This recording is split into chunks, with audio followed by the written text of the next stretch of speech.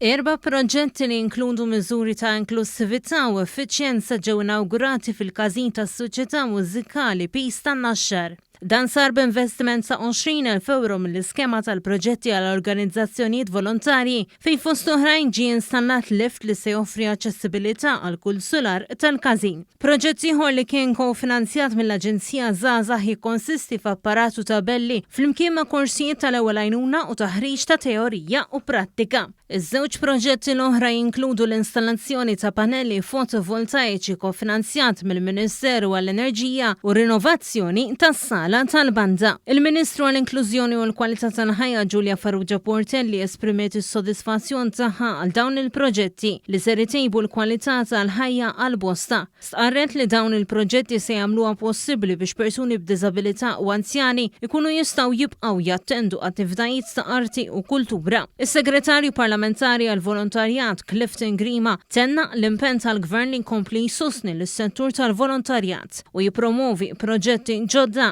għall-komunità. Preżenti kien hemm ukoll il-Ministru għall-Arti José Herrera li faħħar l-inizjattiva ta' dan il-Każin li applika u għamel użu mill-fondi biex tiġi rrestawrata is-sala tal-Każin.